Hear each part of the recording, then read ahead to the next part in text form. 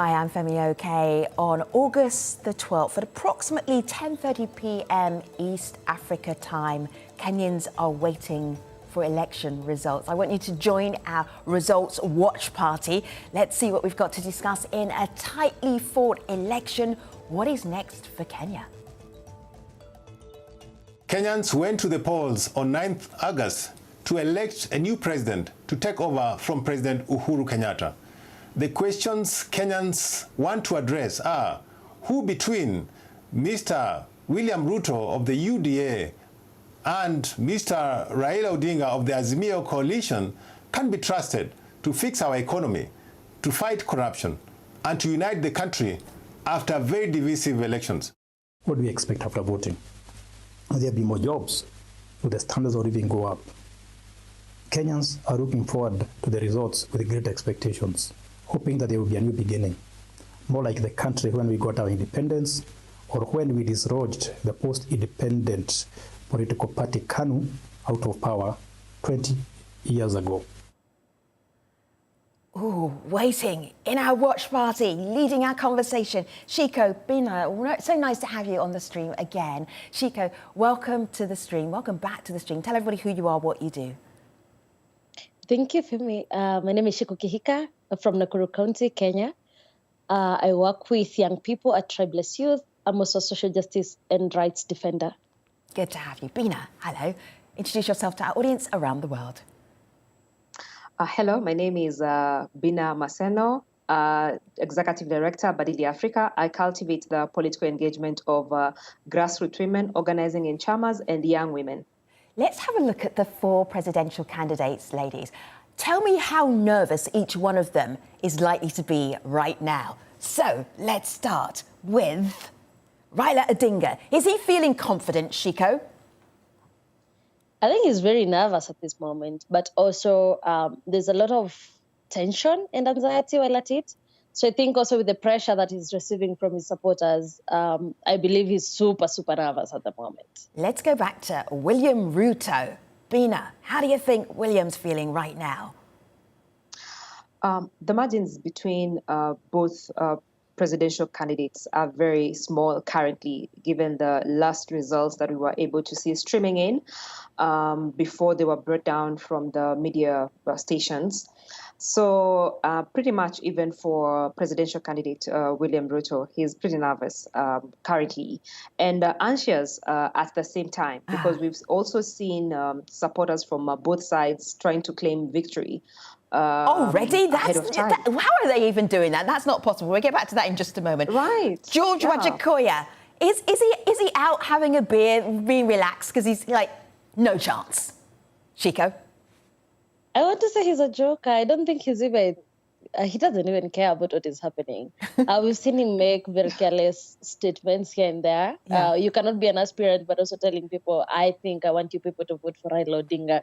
So I just think he's just there and he's fulfilled. He's made fun of a whole democratic activity, but he's been a good disruption. So, yeah. Okay, and then the leader of the Agano party, Bina, you help us out with this final candidate. I haven't heard much about him. Of course, Kenyans have a lot for our international audience. What do we need to know? Is he nervous? Is he getting any results at all? I think he's rather disappointed because he ran on a morality ground, and given the fact that we always say that in Kenya, 98% of us are actually Christians, so to see the low numbers below 1% not turning up, I mean, where are even these Christians? So I think he's disappointed.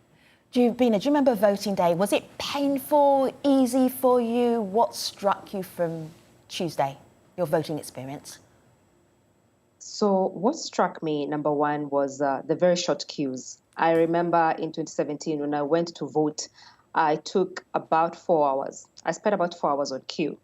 And this time round, I only spent about 15 minutes on queue. And I observed, I couldn't even see majority of the young people on queue, and especially young women. So that struck me on voting day.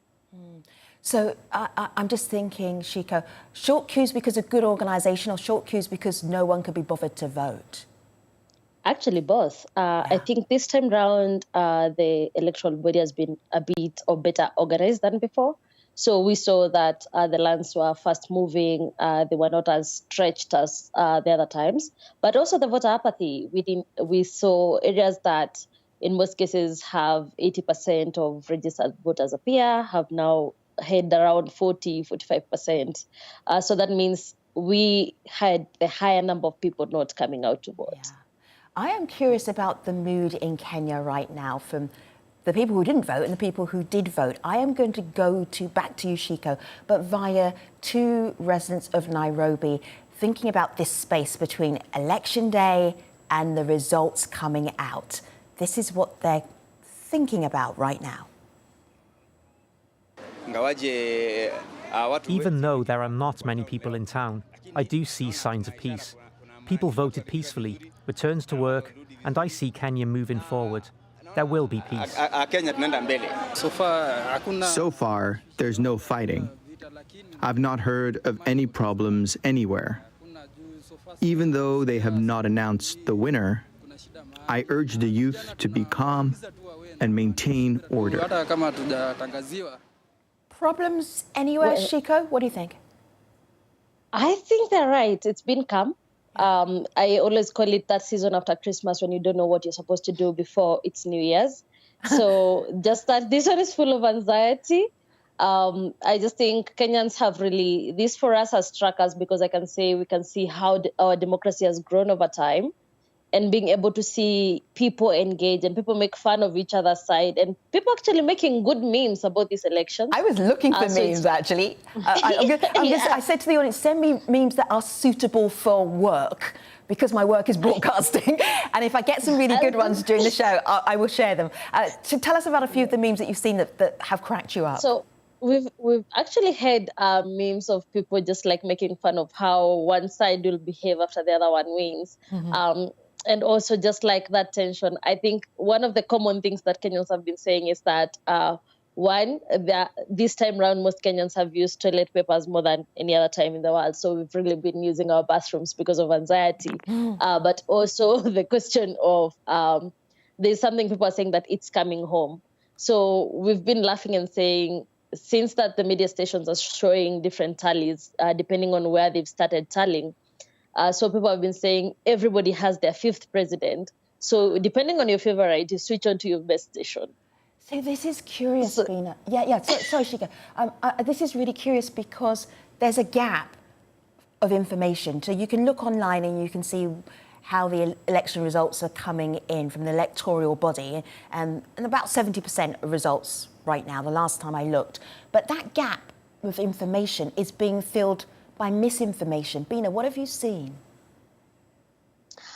So personally, I have seen supporters from different side of the coalitions actually claiming victory, and some going as far as saying, you know what, stay calm, we've won this, we're just waiting for the announcement.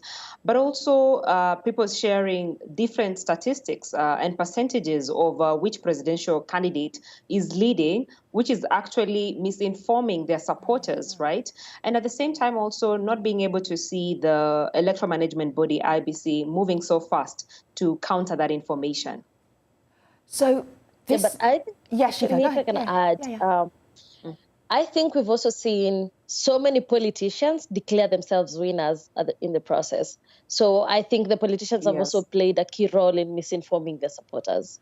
Can you help us understand how that's possible, how that happens? How do you declare yourself a winner knowing full well? Actually, I'm sitting in America, so I know. But Kenya style, how do you do that knowing full well that you actually haven't won the election? So with this time, and especially with the electoral body opening their servers to public, where we could see the Form 34As that are coming from the tallying station. So every Kenyan could access them, and you had the right to actually tally them by yourself. So everybody and each side had their own tallying stations. We saw different politicians saying they have like a number of 10 young people who are doing tallying for them. So people would collect their information or whatever they've tallied and what they seem they deem right with them, and they would use that statistic to announce themselves winners. We've seen candidates who announce themselves winners on social media, and then the electoral body announces someone totally different as the winner. One hopeful aspect of these elections or these campaigns that I've seen are the number of women participating, women in politics. Bina, can you talk to me about that? Because I think that's going to be one of the milestones for this particular election in Kenya is women on campaigns and women getting results. Bina.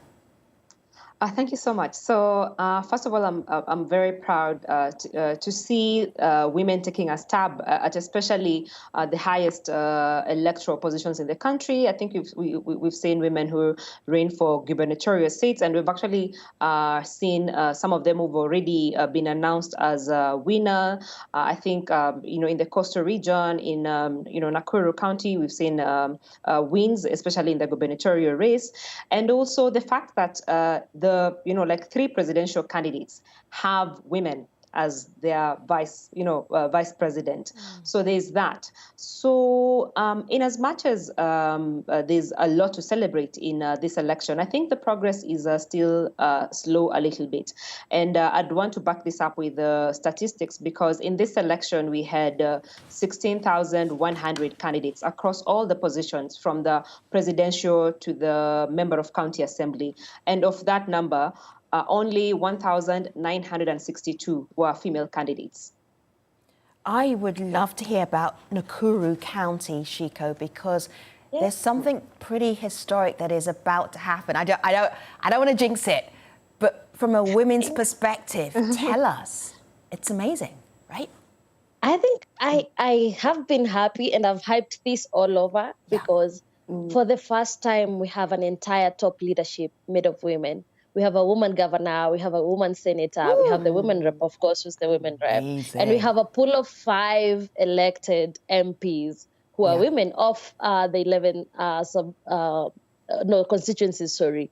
This has not happened before. So for me to see this, and a pool of women MCAs also. So for me, for this to happen, it has given me hope that the future is actually brighter for young women who aspire to get there.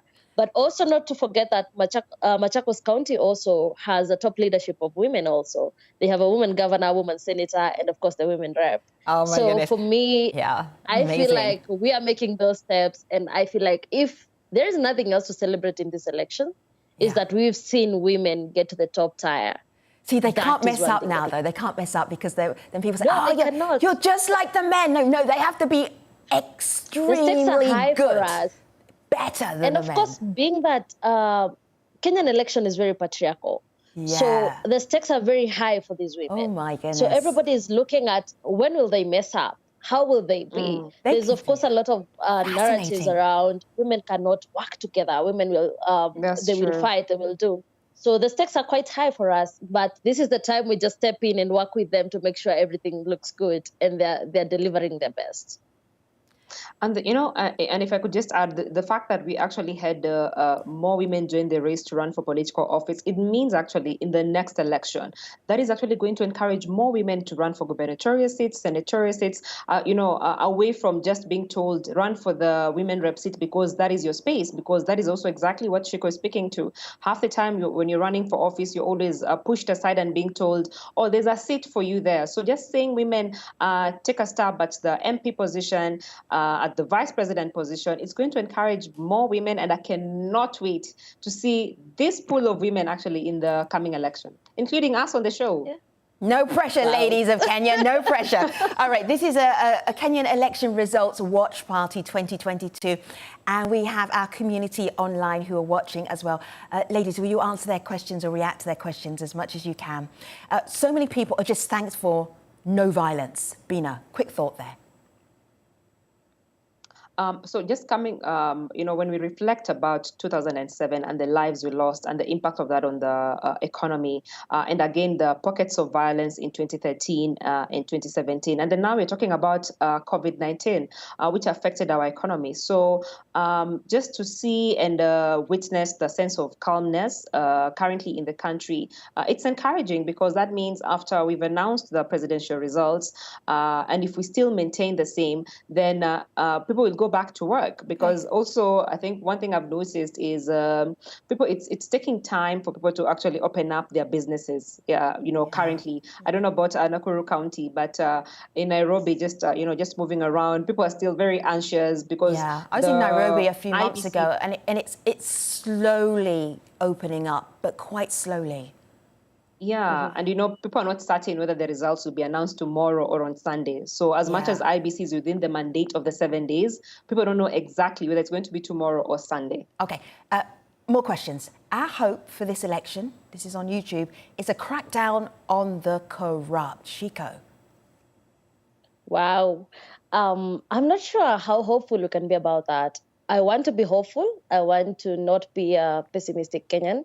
But looking at the both sides of the divide, no one is better. And this is also informed by a lot of electoral injustices that we've seen before, from the political party nominations to where we are right now. And the question is, who's likely to fight corruption at this point? We are not sure who. The much we can seek for and pray for is that our economy is not too harsh on us for the next 5 years. Kelvin Kimani is watching right now. Kelvin, thank you so much. This is what Kelvin contributes to our discussion.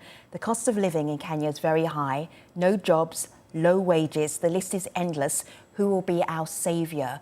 We asked Irene earlier, what are the priorities for Kenya's electorate? This is what she told us. The most pressing issues for Kenyan youth and most Kenyans now that we expect the next administration to address is access to basic human needs. We're talking about food, water, decent housing, decent jobs, the highest attainable healthcare standards, access to education. We are entitled to a dignified life, as our constitution clearly says in Article 43, and as per the Universal Declaration of Human Rights, which our country is a party to. But Shiko, can this election address those very basic needs every Kenyan has? I'm hopeful, for me, because we've seen the manifestos. We've read the both manifesto from the two presidential, and I will just speak of the two presidential candidates because of the numbers that we're seeing right now. So we've read their manifestos, and they're all speaking about the economy. They're all speaking about providing an easy life for Kenyans. The question is how that will happen. We also know that we are a country full of debts at the moment. So it's a question of, are they able to do this within the next 5 years? Are we even able to match up our budget, the budget that was set for 2022-2023. So if we are able to match up that, then we are maybe able to create an easy life for Kenyans. But that sounds far-fetched for now. We just pray that we have a president who will care and want to listen to what Kenyans really need. I'm just going to compliment Zubaida. Zubaida is on, excuse me, Bina, 1 second. Zubaida is on YouTube. She says, Zubaida says, I love the introduction of voting process for persons with disabilities. I think others can learn from Kenyans. I just had to stop for a moment because I think that's really nice to hear of initiatives that are coming out of this current election process. Bina, go ahead, sorry. I think I wanted to say that, currently 62% of our revenue collection goes into servicing our debt. We're talking about food insecurity. We're talking about a drought crisis actually during COVID-19. And just listening to the presidential debate, to the deputy president debate, even the gubernatorial debates that we've had, that lack of a solid plan in terms of how we are going to turn the economy around, because candidates seem to understand the problem we have, right? And the challenges that we have and we're struggling with as a nation. But people want to hear the solutions. People just don't want to hear about their problems, because citizens know their problems. We know our challenges. We know our problems. People want to hear, where are you even going to get the resources to finance these plans that you're talking about? What are going to be your priority areas? So I am hopeful, but also a little bit worried. And I think it's also an opportunity for us as citizens to step up as accountability champions, right? To ensure that we are pushing them when it comes to public service delivery, to attend those public forums that they set up, to ensure that if they come up with a budget, we understand what are their priority areas. You know, our work actually begins after voting, because sometimes I know as citizens, we feel like, oh, now after I have voted, I have to wait for another 5 years. No, our work just began. I want to pick up a couple of memorable moments from this election campaign. Guess I'm going to ask you in a moment, but first I want to go to the very final campaign rally for the two top candidates, Raila Odinga and also candidate William Ruto. This is what they were doing almost a week ago to today. Fellow Kenyans, as you go to the ballot on Tuesday, I want you to know that we as a country are at inflection point. Either something very good will happen or something terrible will happen. We will overcome.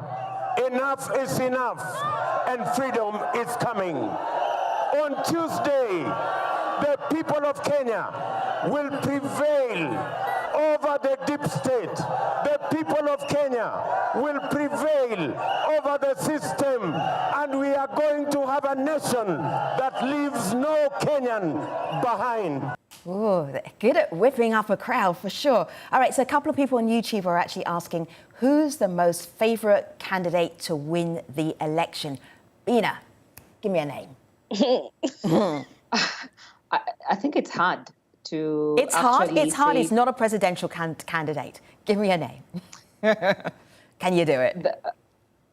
It's hard to select who actually is going to win this particular election, because I mean, even from the numbers that we are seeing, it's actually neck to neck currently. So picking one candidate, that's going to be a bit of a challenge. Even looking at the current margins and the fact that both of them were appealing to different demographics, and their agenda was different. You know, one is talking about integrity and reforms.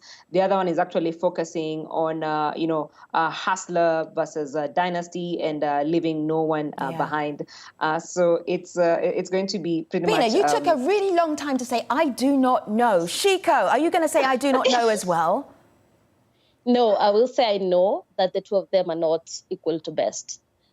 So we are doomed if we go with Raila. We're doomed if we go with Ruto. But people say Raila is the lesser evil. I don't know about that. Maybe because he has he went for a woman deputy who we know for the longest time has fought injustices or has fought for the constitution. So maybe that made him look favorite. But for me, with the way things are, I think we're doomed with either. I grew up seeing them campaign, so I don't know what different they could have done that they've not done in the 29 years that I've been alive.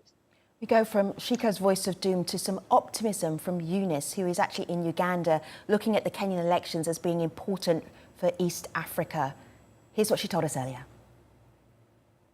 The 9th August 2022 Kenyan election is important for Kenyan citizens, but also for Africa as a region. Why? Because Kenya is an economic and political powerhouse. So far, we've seen more women being elected as county governors and senators. That's positive for democracy, for inclusion.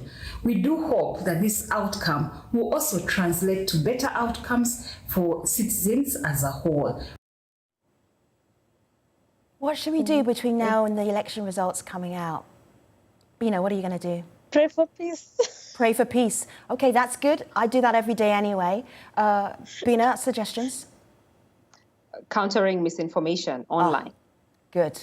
That's what our watch party should be doing, countering misinformation. I think also we can add that between this time and when the announcement comes, I think Kenyans just need to manage their expectations. Just realize that if you have no rent for the end of this month, you will still have no rent by the time the announcement is made. It's important for us to go back to work. It's important for us to say, we went and did our bit. We went and casted the vote. It's not our work to tally. It's our work to wait for the electoral body to tally and announce the winner. So it's just time we just go back to work and go back to our normal lives. Nakuru has been paralyzed for a while. Since 9th, we don't have people in the street. So, yeah. Thank you, Shiko. Thank you, Bina. Just time here to look quickly at my laptop so you can follow our two excellent guests. This is Shiko. This is Bina. You can follow them for election results from Kenya. and of course, aljazeera.com and Al Jazeera. Thanks for watching. I'll see you next time. Take care, everybody.